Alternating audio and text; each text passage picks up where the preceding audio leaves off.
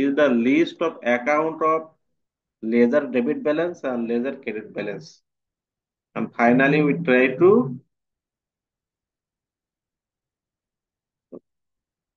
adjustment, which side equal or not. Maximum time, both sides are equal in trial balance. This is the trial balance. Actually, trial balance is not an accounting. Trial balance is just a listed item of debit and credit balance of ledger. To accuracy, debit is equal to credit.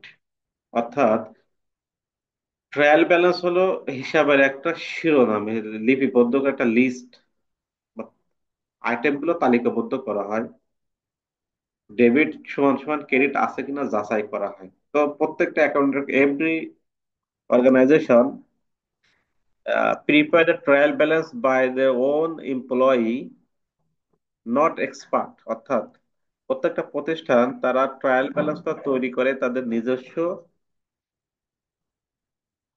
এমপ্লয়ীদের মাধ্যমে, এবং নিজস্ব এমপ্লয়ীদের মাধ্যমে যারা expert না তাদের মাধ্যমে, যেমন accountant বা বোর্ড প্রোফাইল না বা সিএ রিলেটেড এক্সপার্ট না, তাদের মাধ্যমে এই ট্রায়াল ব্যালেন্সটা তৈরি করা হয়। তো এটা be in the meantime, বছর শেষে তো অডিট করানো হয়। তো অডিট করানোর পরে কিছু ভুল ভ্রান্তি ধরা পড়ে, ট্রায়াল ব্যালেন্সে কিছু ভুল ভ্রান্তি ধরা পড়ে। যে ভুল ভ্রান্তি ধরার পড়ার পরে audit just make a comment by a report. Auditor তারা কি করে, রিপোর্ট তৈরি করে। রিপোর্টটা কি তৈরি করে, তারা কমেন্টস তৈরি করে, 1 2 1 2 3 4 5, এভাবে তারা কমেন্টস করে যে এখানে একটু বেশি দেখানো হয়েছে, এখানে কম দেখানো হয়েছে, এখানে বাদ পড়েছে, এই জাতীয় কমেন্টস করে। হ্যাঁ, তো তাহলে ট্রায়াল ব্যালেন্সের পরে যে ভুলগুলো ধরা পড়ে ওই ভুলগুলোকে আমরা সমন্বয় করি। সমন্বয় করে ফাইনালি আমরা আর একটা ট্রায়াল ব্যালেন্স তৈরি করি। ঠিক আছে। তো এই যে আমরা সমন্বয় করি যে এন্ট্রি গুলো, এই সমন্বয় এন্ট্রি গুলোকে বলা হয় অ্যাডজাস্টিং এন্ট্রিস। হ্যাঁ, অ্যাডজাস্টিং এন্ট্রিস কাকে বলে আমি জাস্ট আপনাদেরকে একটা কনসেপ্টটা দেওয়ার চেষ্টা করেছি। সম অ্যাডজাস্টিং এন্ট্রি কোনগুলো? ট্রায়াল ব্যালেন্সের পরে যদি কোনো ভুল থাকে সেই ভুলগুলো দিয়ে ম্যাচ করা হয়। সেই ভুলগুলো ম্যাচ করে পুনরায় সংশোধন করা হয়। ঠিক আছে। সংশোধন করে যে পুনরায় যে ট্রায়াল ব্যালেন্স তৈরি করা হয় তাকে বলা হয় অ্যাডজাস্টেড ট্রায়াল ব্যালেন্স। আর যে আইটেম গুলো ভুল সংশোধন করা হয় বা অ্যাডজাস্টমেন্ট করা হয় একটা বছরের শেষে, ওই এন্ট্রি গুলোকে বলা হয় adjusting entry. However, I am going to a definition of adjusting entry. You just follow. Adjusting entries refers to a set of journal entries record at the end of accounting period to have an update and accurate balance of all accounts। যে সকল যে balance গুলো থাকে সেটাকে update করার জন্য অথবা accurate আছে কিনা সেই জন্য আমরা একে অ্যাডজাস্ট করি। অ্যাডজাস্টিং এন্ট্রি আর application of the accrual basis of accounting. Accounting এ অ্যাক্রুয়াল বেসিসটা ফলো করে। অ্যাক্রুয়াল বেসিস সম্পর্কে have you any idea? Accrual basis?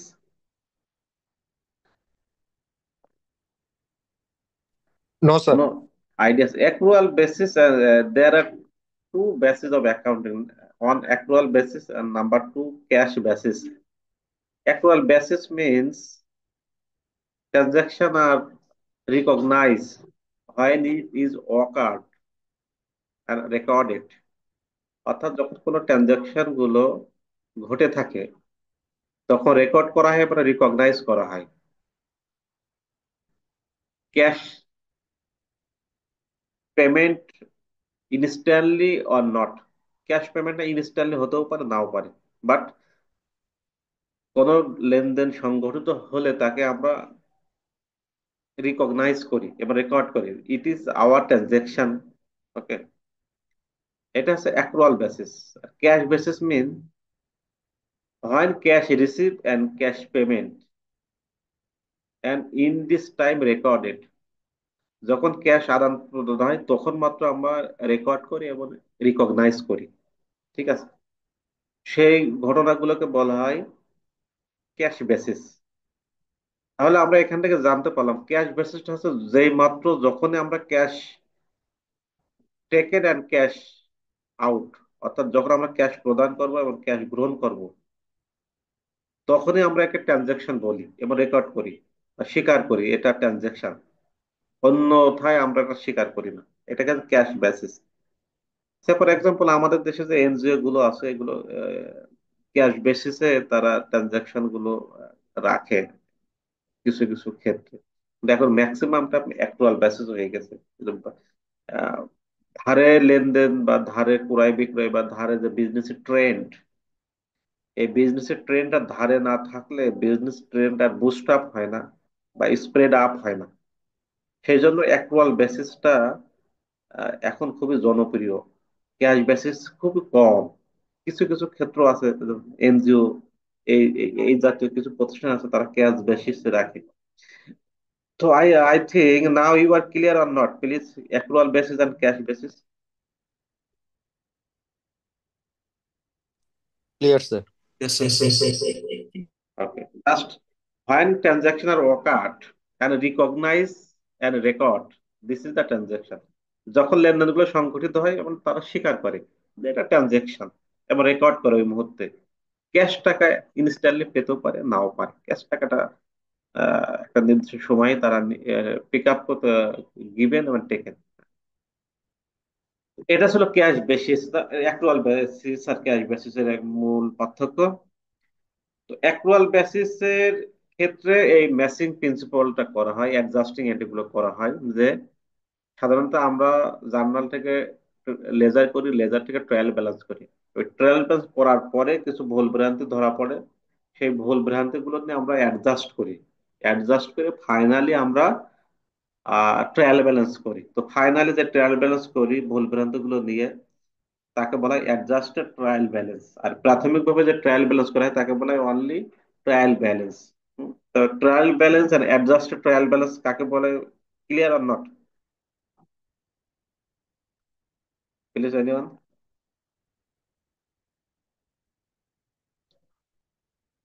Clear, sir. Trial balance and adjusted trial balance, clear or not? Clear or not? Sir, clear. Okay. Trial balance শুধুমাত্র প্রাথমিকভাবে transaction গুলো journal থেকে লেজারে, ledger থেকে trial balance করা হয়। এটা প্রাথমিকভাবে ট্রায়াল ব্যালেন্স অনলি ফর। আর ট্রায়াল ব্যালেন্সের পরে কিছু ভুল ভ্রান্তি থাকে আইটেম গুলো, সেইগুলো সংশোধন করা হয় বা ম্যাচিং করা হয়। করার পরে ফাইনালি আরেকবার ট্রায়াল ব্যালেন্স করা হয়।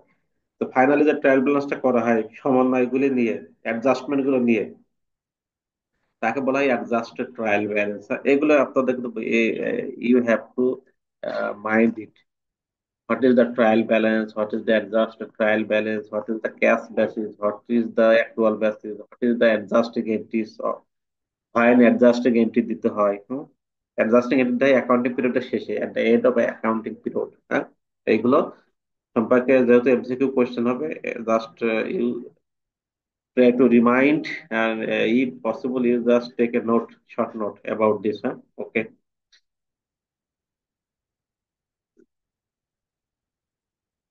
Okay.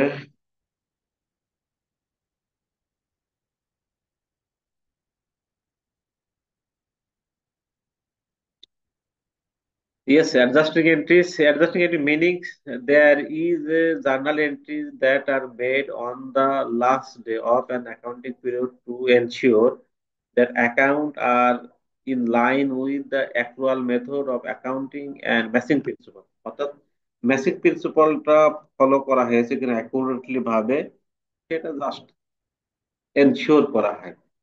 ম্যাচিং প্রিন্সিপালটা মানে কি, যে ম্যাচ ম্যাচ করা হয়, যে ট্রায়াল ব্যালেন্স করার পরে যদি কোনো ভুল ত্রুটি ধরা পড়ে সেগুলো ম্যাচ করা হয়।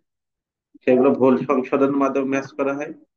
কখনো যোগ করে ম্যাচ করায়, কখনো বিয়োগ করে কখনো প্লাস করে ম্যাচ করায়, কখনো মাইনাস করে ম্যাচ করা হয়। হ্যাঁ, এগুলো ম্যাচিং প্রিন্সিপাল অনুসরণ করে। Need for adjusting entry ensure that income statement only reported revenue, losses, expense that is earned incurred during accounting period। অর্থাৎ অ্যাকাউন্টিং পিরিয়ডে যদি কোনো লস, কখনো এক্সপেন্স, কখনো রেভিনিউ যদি সংগঠিত হয়, তখন আমরা এটাকে রিকগনাইজ করি। ঠিক আছে, কারণ ইনকার রিকগনাইজ করি। যে কথা আগে বলেছি, receivable and liabilities in balance sheet present a true amount। এগুলো as usual, just very normal।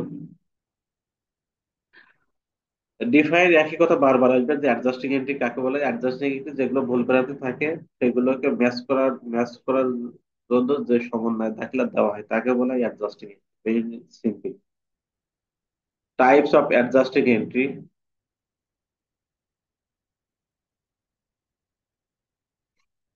Types of adjusting entry. There are two types of adjusting entries. At first, accrual revenue and deferred revenue. Accrued expense, deferred expense.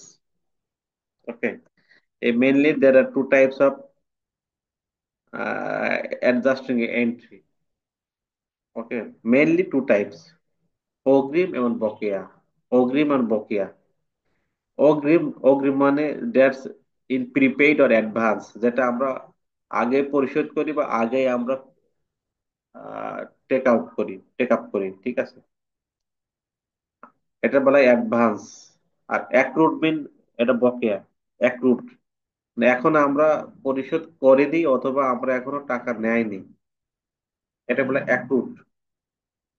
তাহলে adjusting entry mainly দুই প্রকার। এখানে অনেক প্রকার দেখানো হয়েছে ব্যাংকে ব্যাংকে, কিন্তু মেইনলি দুই প্রকার। একটি হলো অ্যাক্রুড, আর একটি হলো প্রিপেইড আর এক্সপেন্স, প্রিপেইড আর অ্যাডভান্স। এই ছোট ছোট কথাগুলো মনে রাখবেন। হ্যাঁ, এইগুলো কিন্তু আপনারা এত সুন্দরভাবে কোনো বইতে পাবেন না। যে অ্যাক্রুড ইনকামের আগেও হতে পারে, আবার এক্সপেন্সের আগেও হতে পারে। অ্যাক্রুড মিন বকেয়া। অ্যাক্রুড মিনস বকেয়া। যেমন বেতন বাবদ দেওয়ার কথা 10,000 টাকা শ্রমিকদের, কিন্তু এখনো আমরা বেতনটা পরিশোধ করি নাই, এটা অ্যাক্রুড। তারপরে এটা আমার খরচ, কিন্তু অ্যাক্রুড। ঠিক আছে, এই যে অ্যাক্রুড এক্সপেন্স। আবার অ্যাক্রুড রেভিনিউ কোনগুলি? আমরা আয় করেছি কিন্তু এখনো আমরা পাই নাই। আয় করেছে, আমাদের আয় হয়েছে, কিন্তু আমরা এখনো টাকাটা গ্রহণ করি নাই, এটা অ্যাক্রুড রেভিনিউ। ঠিক আছে, তাহলে অ্যাক্রুড এক্সপেন্স হতে পারে, অ্যাক্রুড রেভিনিউ হতে পারে। যদি অ্যাক্রুড রেভিনিউ হয় তাহলে রিসিভেবল হয়, যা আমরা ভবিষ্যতে পাবো, যেটা অ্যাসেট। যদি অ্যাক্রুড এক্সপেন্স হয় তাহলে পেয়েবেল হয়, যেটা দায়। Very carefully you mind it. If possible you take a short note. Accrued revenue is asset arise. Accrued expense liabilities arise. Okay. And another, deferred. Deferred means advance. Advance. Deferred revenue. অগ্রিম আয়। অগ্রিম আয়টা কেমন? যে আমাদের একটা আয় হওয়ার কথা আছে next month, next week, next day, but টাকাটা আমরা আগেই নিয়েছি।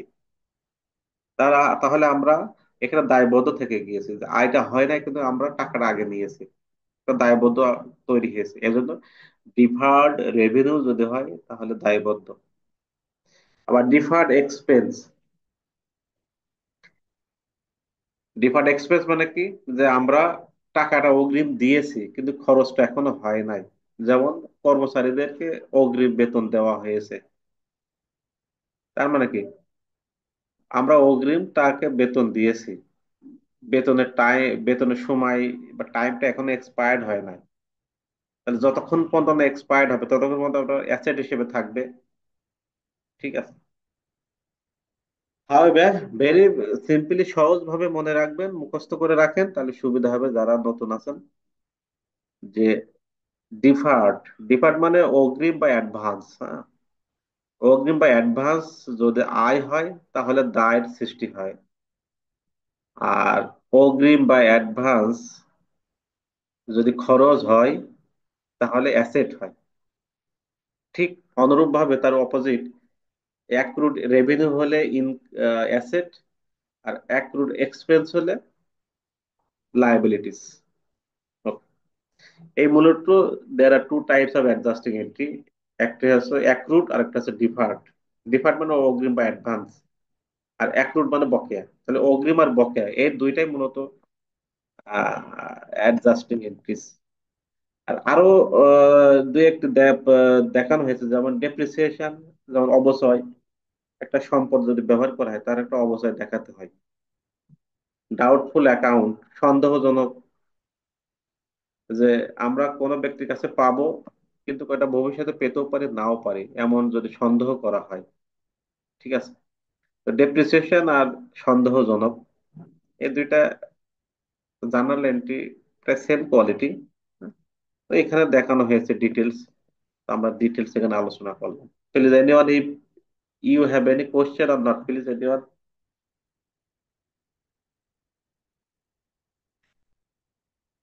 You have any question or not? No question, sir. হয় নো কোশ্চেন? কোশ্চেন থাকতে হবে তো। Okay. Category or adjusting entries: accrual basis and deferred or prepaid. Okay. Accrual, adjusting entry occurred before cash, accrued expense, liabilities, accrued revenue asset, indicated here. Deferred or prepaid, cash occur before adjusting entries, prepaid or deferred expense, non deferred revenue. Just মনে রাখতে হবে যে accrual মানে বকেয়া, বকেয়া খরচ হলে দায়, দায়ের উৎপত্তি হবে। আর স্যার, রেভিনিউ ডেফার্ড এটা কি ক্রেডিট হবে না স্যার? ইয়েস, ক্রেডিট হবে। রেভিনিউ ডেফার্ড মানে আমরা অগ্রিম, আয় হয় নাই কিন্তু টাকাটা নিয়ে নিয়েছি অগ্রিম, advance.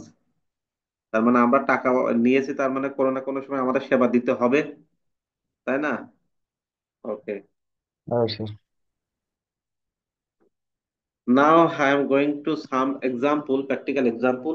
Say for example, this is the trial balance. Suppose this entry is a trial balance inside the bracket. But after trial balance, you make a some wrong entry.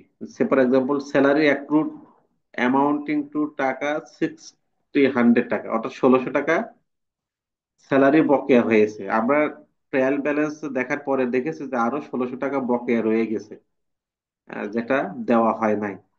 তো অ্যাক্রুড থাকলে আমরা জানি যে স্যালারি পেয়েবল, ক্রেডিট। আর কিসের জন্য? এটা খরচের জন্য এই পেয়েবলটা হয়েছে, ওই জন্য salary expense debit, salary payable credit. Clear or not, please anyone? Sir clear.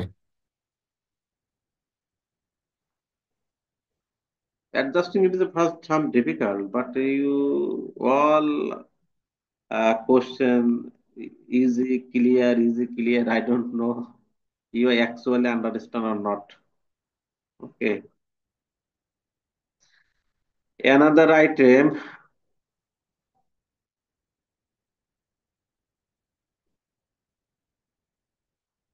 prepaid insurance, 1,500 during the year. Okay. Prepaid insurance খরচ অগ্রিম, খরচটা অগ্রিম মানে কি asset.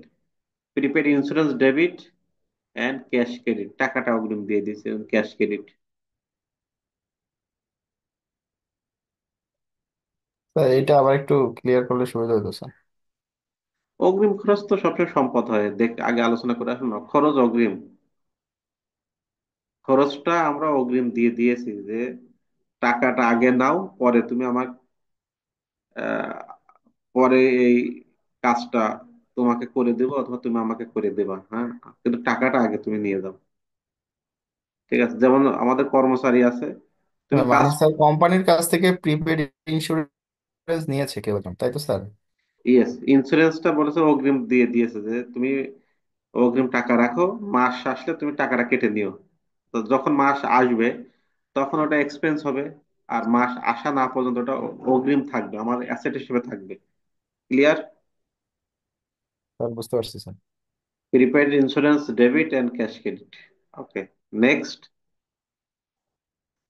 Prepaid insurance of 2800 expire dated year, অর্থাৎ এক্সপায়ার্ড হয়েছে। এখন আমরা যে অগ্রিম দিয়ে দেওয়ার কথা বলেছি, এখন এটা এক্সপায়ার্ড হয়েছে। ঠিক আছে, আমরা আগে অগ্রিম দিয়েছি, এখন এক্সপায়ার্ড।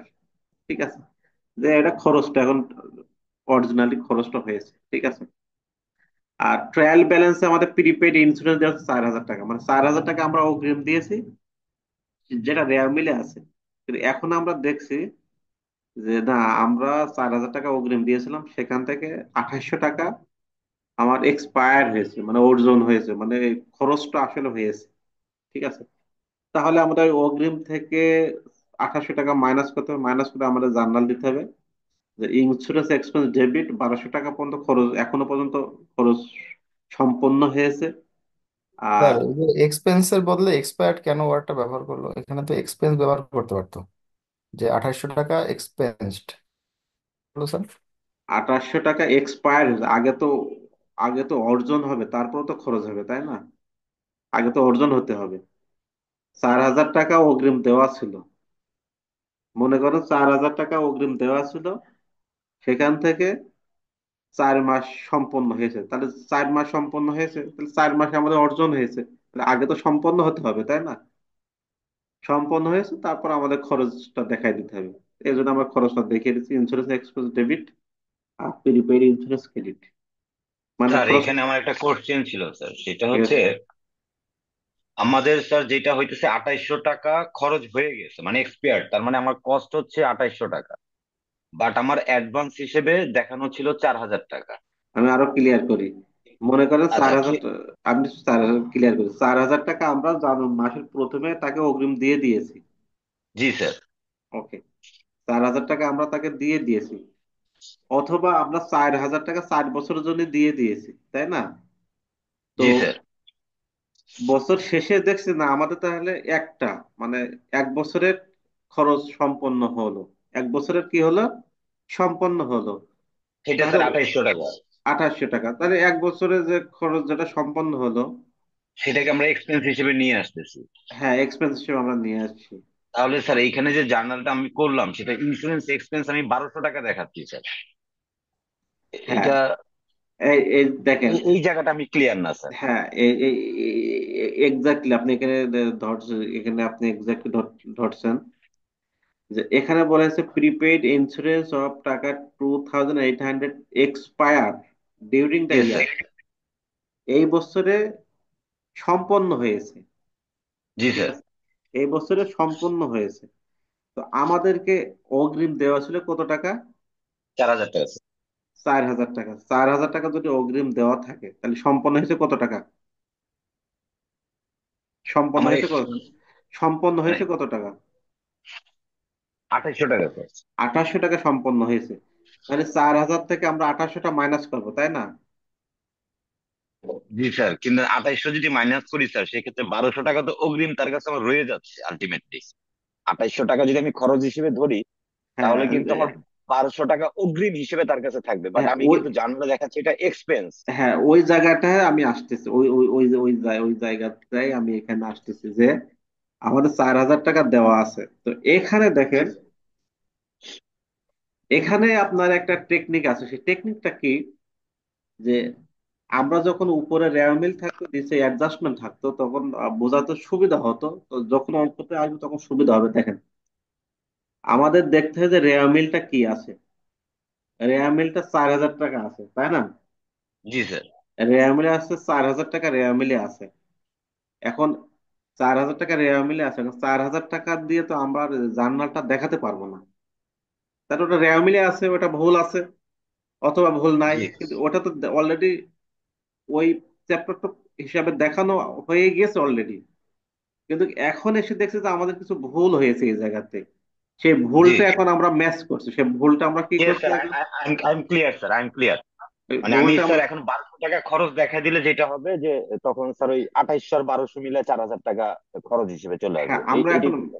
আমরা এখন ম্যাচিং করছি, ঠিক আছে, আমরা এখন ম্যাচিং করছি, ঠিক আছে। আমরা এখন এটা ম্যাচিং করছি, হ্যাঁ, এটাকে বলা হয় ম্যাচিং প্রিন্সিপলস, হ্যাঁ, যে অ্যাডজাস্টিং মানে কি ম্যাচ করা হয়। জি হ্যাঁ, এটা আমরা ম্যাচ করছি, এই জন্য আমরা এখন এই 1200 টাকা নিয়ে আমরা দেখাইতেছি। হ্যাঁ, এখন এখানে একটি সূক্ষ্ম একটা হিসাব আছে, সূক্ষ্ম হিসাবটা কি, যদি এখানে বলা হতো যে স্যার, আঠাশশো আমি টাকা কি একটু একটু আমার এক্সপিরিয়েন্সটা শেয়ার করবো স্যার? আচ্ছা বলেন মানে বলেন। যেটা হচ্ছে স্যার, এখানে যেটা অ্যাকচুয়ালি দাঁড়াচ্ছে যে আমার প্রিপেড ইন্স্যুরেন্স হচ্ছে ডেবিট। ডেবিটে আমার আগে ছিল হলো 4000 টাকা। তো প্রিপেড মানে ইন্স্যুরেন্স যখন আমি 1200 টাকা ক্রেডিটে নিয়ে আসলাম, তখন 4 আর 12 যদি প্লাস মাইনাস হয়ে যায় রেওয়া মিলে, তখন 2800 টাকা এক্সপেন্স হিসেবে হিট করে। ব্যাপারটা কি এরকম স্যার? হ্যাঁ, এই ধরনের কিছুটা, এই ধরনের কিছুটা। তো এখানে আর একটু ক্লিয়ার আছে, আমরা যখন ম্যাথে আসবো, ম্যাথ সলিউশন করবো, তখন আর একটু ক্লিয়ার করে দেব। এখানে একটু মানে একটু ঝামেলা আছে, ঝামেলা একটু রাখছে এখন। ম্যাথে আসলে এটা আমরা আরো সব ক্লিয়ার হবো, হ্যাঁ। এজন্য এখানে একটু আমরা রাখতে এভাবে রাখি। আচ্ছা, এটা ছিল এক। আরেকটাতে আসি, এক্সাম্পল 4। দেখেন, এখানে আমাদের রেয়ার মিলের ভিতরে আছে সাপ্লাই দেওয়া আছে 4000 টাকা রেয়ার মিলের ভিতরে, ঠিক আছে। আর আমাদের এখানে বলা হয়েছে supply is on hand at the end of period.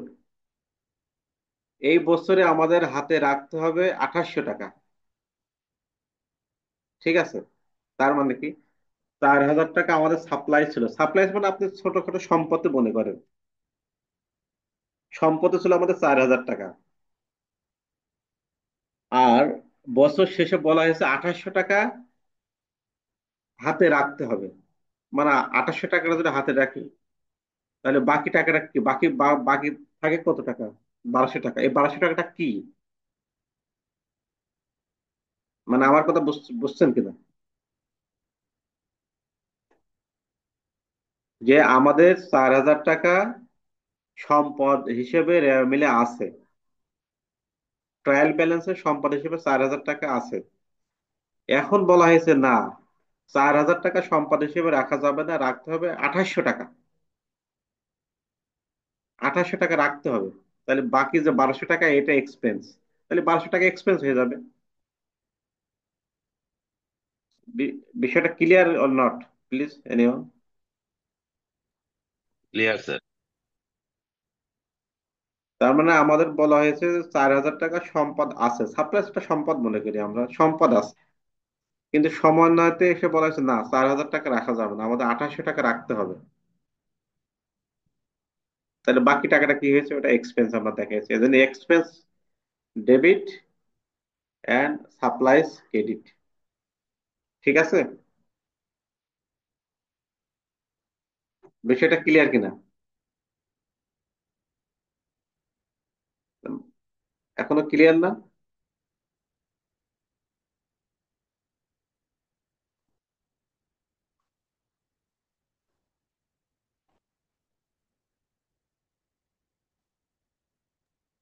Clear sir, আমি clear. Anyone?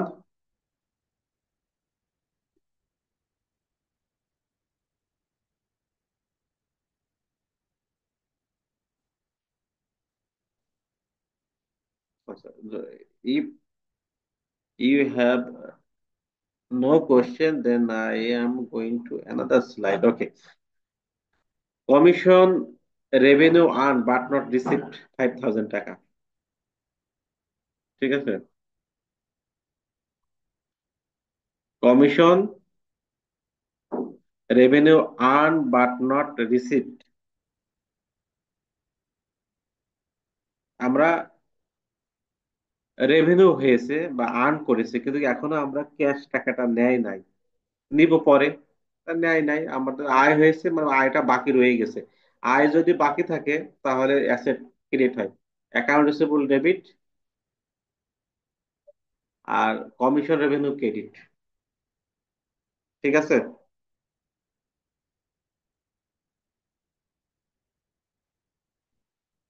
Clear or not please? Yes, sir.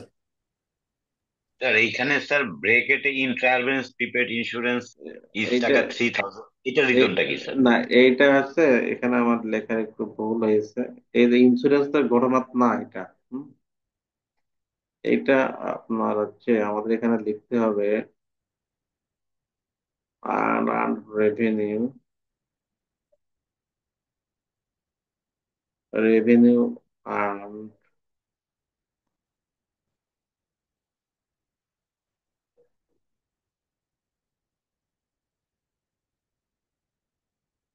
এখানে একটু ভুল হয়েছে। ঠিক আছে, ওকে।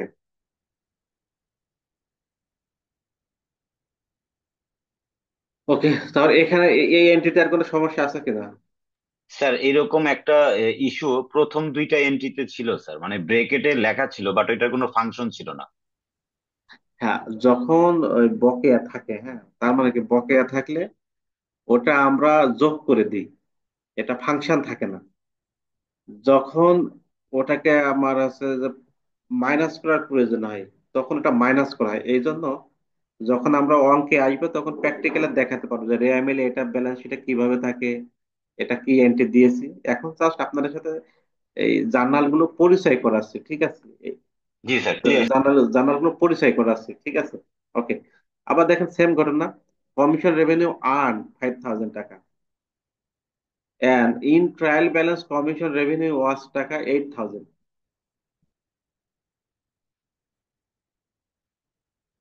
দেখছেন এখানে ঘটনা দেখেন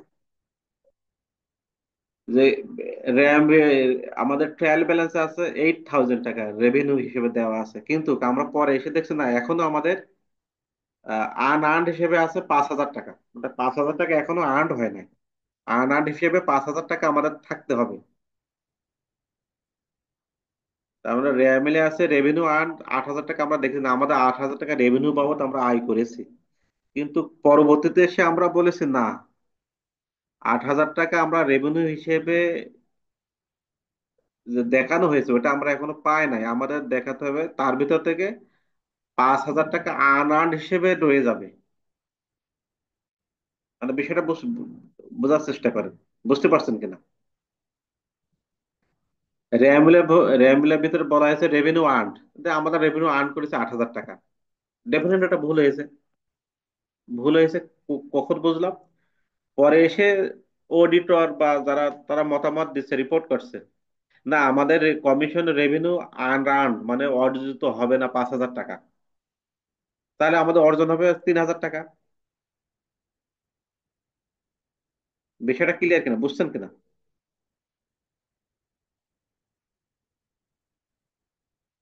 ভেরি সিম্পল। যে আমরা রেয়া মিলে 8,000 টাকা দেখানো আছে রেভিনিউ, মানে আয় হবে। আমাদের আয় হয়েছে 8,000 টাকা, রেয়া মিলে দেখানো হয়েছে 8,000 টাকা।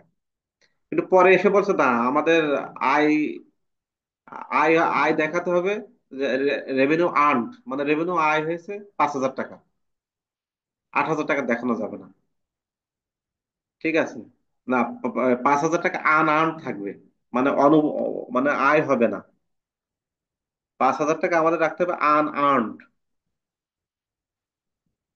যদি 8,000 টাকা তো আমরা র্যামলে দেখিয়েছিলাম, কিন্তু এখানে বলা হয়েছে না, এখন বলেছে না, আমাদের 5,000 টাকা আনআর্ন দেখাতে হবে, মানে 5,000 টাকা দেখাতে হবে যেটা আয় হবে না এখন।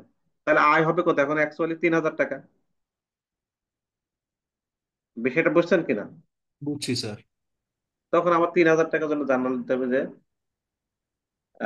কমিশন রেভিনিউ ডেবিট 3,000, আর আনআর্ন, আনআর্ন যেটা থাকবে সেটা তো ক্রেডিট দায়।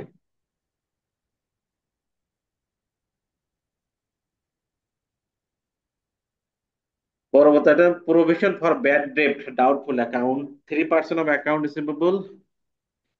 আচ্ছা দেখেন, এই যে ডাউটফুল বা ব্যাড ডেট, এটা দুই ভাবে দেখানো যায়, একটা হলো ডাইরেক্ট পদ্ধতি আর একটা হলো ইনডাইরেক্ট পদ্ধতি। ডাইরেক্ট পদ্ধতি কি, যে সরাসরি যে টাকা দিবে না তাকে ব্লেম করা, যে তুমি টাকা দিবে না, তাকে দোষারোপ করা, ব্লেম করা, অ্যাকাউন্ট রিসিভেবল দেনাদার, তাকে সরাসরি ব্লেম করা হয়। ঠিক আছে, এটা হচ্ছে ডিরেক্ট মেথড। যেমন bad date expense debit, expense সাথে ডেবিট হয়, 3% দেখাতে হবে যে টোটাল টাকা আমরা পাবো 37,600 টাকা, তার ভিতরে 3% ব্যাড ডেট, মানে ডাউটফুল, সন্দেহজনক, আমরা পেতেও পারি নাও পারি। এটা যদি সন্দেহমূলক যদি কোনো থাকে, ডাউটফুল থাকে, আমরা খরচ হিসেবে দেখিয়ে দিই। এজন্য 37,600-কে 3% দেখালে 5,000 টাকা। আর সরাসরি ওই তাকে আমরা মানে দায়ী করছি যে তোমার কাছে আমরা টাকাটা পাবো। এজন্য অ্যাকাউন্ট রিসিভেবল ক্রেডিট তার কাছ থেকে পাওয়া যাবে না, তাকে সরাসরি আমরা হিট করছি যে তুমি খারাপ, তুমি আমার এই দায়টা দিবা না। হ্যাঁ, এই জন্য অ্যাকাউন্ট রিসিভেবল ক্রেডিট। এ হচ্ছে ডাইরেক্ট মেথড। আর একটা হচ্ছে ইনডাইরেক্ট মেথড। ইনডাইরেক্ট মেথড আমরা ওই যে bad date expense debit, allowance for doubtful account credit, তখন ওই দেনাদারকে সরাসরি তার নাম লেখা হয় না। কারণ কি, একজনের নাম যদি প্রচার করা হয় তার তো আবার সুনাম বিনষ্ট হয়। ঠিক আছে, বা মানহানি কেস হতে পারে। এই জন্য আমরা কি ইনডাইরেক্ট পদ্ধতিটা এখন চলমান বেশি, যে আমরা কি করি, অ্যালাউন্স ফর ডাউটফুল অ্যাকাউন্ট নামে লিখি, যে ওই যে টাকাটা পাওয়ার সম্ভাবনা নাই, তার নামে একটা আমরা সঞ্চয় তহবিল করি, যে এই টাকাটা যদি আমরা ভবিষ্যতে না পাই তাহলে আমাদের তহবিল থেকে এটা আমরা পুষিয়ে নেব। কিন্তু যিনি দেনাদার, তাকে বা কোনো ব্যক্তিকে আমরা তার কাছ থেকে পুষিয়ে নিব না। হ্যাঁ, এই হচ্ছে ইনডাইরেক্ট পদ্ধতিতে। ইনডাইরেক্ট পদ্ধতিতে অ্যালাউন্স ফর ডাউটফুল অ্যাকাউন্ট নামে এটা ক্রেডিট করতে হয়। আর ডাইরেক্ট পদ্ধতিতে ওই ক্রেডিট করতে হয় দেনাদারকে, যে টাকাটা দিবে না তাকে সরাসরি তার নাম সরাসরি লিপিবদ্ধ করা হয়। ঠিক আছে, তো এই আইটেমটা ক্লিয়ার কিনা? এই আইটেমটা আপনি ক্লিয়ার হতে হবে। ঠিক আছে, এই ক্লিয়ার স্যার। একটা আছে ইনডাইরেক্ট পদ্ধতি আর একটা ডাইরেক্ট পদ্ধতি। ঠিক আছে, ওকে। ডেপ্রিসিয়েশন। ডেপ্রিসিয়েশনে একটা ডাইরেক্ট পদ্ধতি আছে, ইনডাইরেক্ট পদ্ধতি আছে। যেমন ডেপ্রিসিয়েশন অন মেশিনারি, টাকা 1 লাখ, একটা মেশিনারি তার মূল্য 1 লক্ষ টাকা, আর ডেপ্রিসিয়েশন চার্জ করতে হবে 10%, তাহলে 1 লাখের 10% হলে 10,000 টাকা। ডেপ্রিসিয়েশন মানে একটা খরচ, ডেপ্রিসিয়েশন এক্সপেন্স ডেবিট, আর মেশিনারি ক্রেডিট, তারপরে মেশিন থেকে এই খরচটা হয়ে যাবে, এই জন্য মেশিন ক্রেডিট। ঠিক আছে, এটা ডাইরেক্ট পদ্ধতিতে। ইনডাইরেক্ট পদ্ধতিতে কি বলা হয়েছে, বলা হয়েছে না, ওই সম্পদ থেকে সরাসরি আমরা খরচটা দেখাতে পারবো না, আমাদের আলাদা তহবিল ক্রিয়েট করে খরচটা দেখাতে হবে। এজন্য accumulated depreciation credit, accumulated depreciation credit, এটা হচ্ছে ইনডাইরেক্ট পদ্ধতি।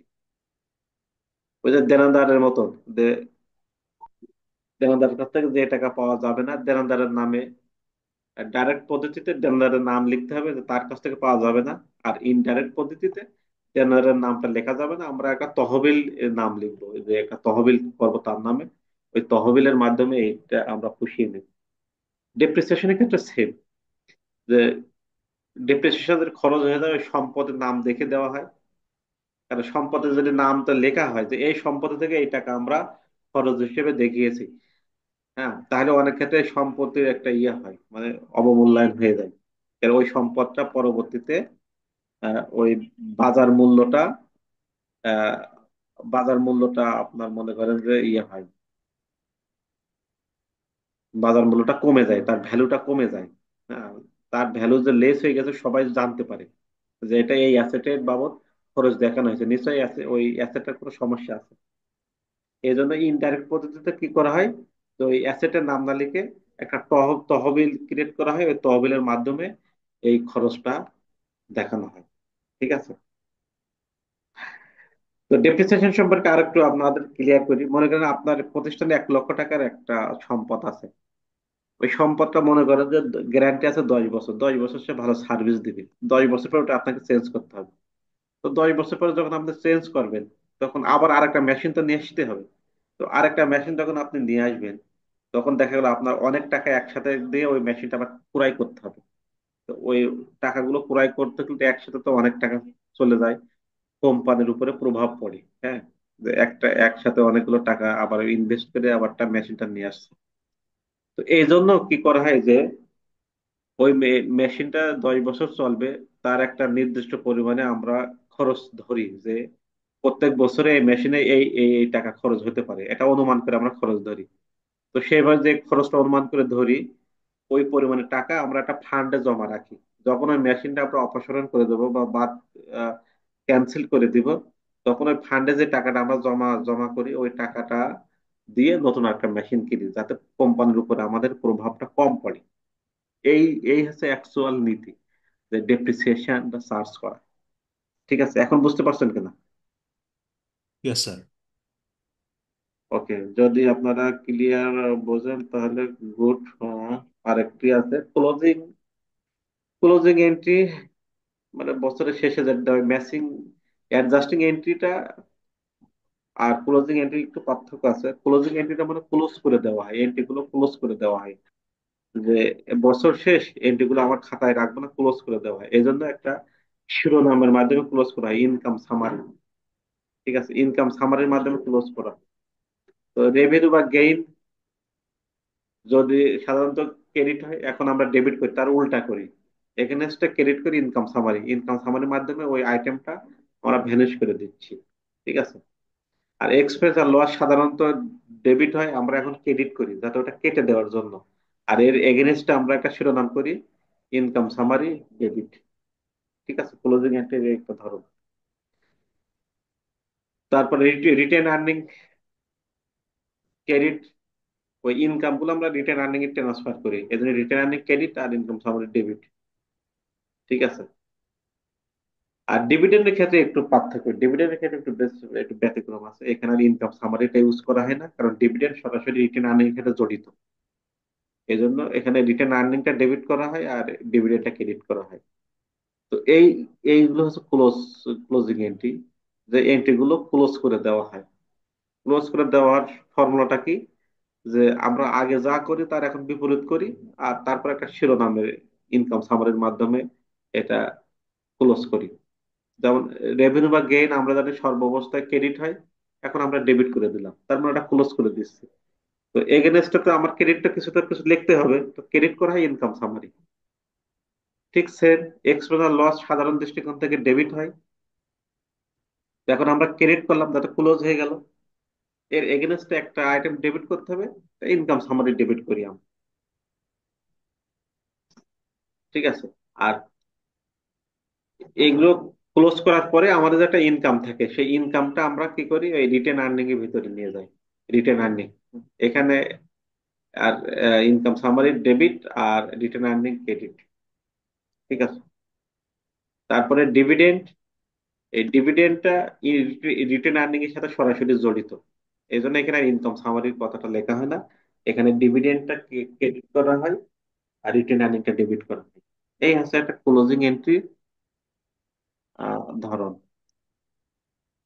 তো ঠিক আছে। ওপেনিং জার্নাল, এটা বছরের শুরুতে যে জার্নালটা দেওয়া হয় তাকে ওপেনিং জার্নাল। ঠিক আছে, এই সম্পর্কে আপনারা একটু একটুটুকু মনে রাখলে চলবে, সমস্যা নাই।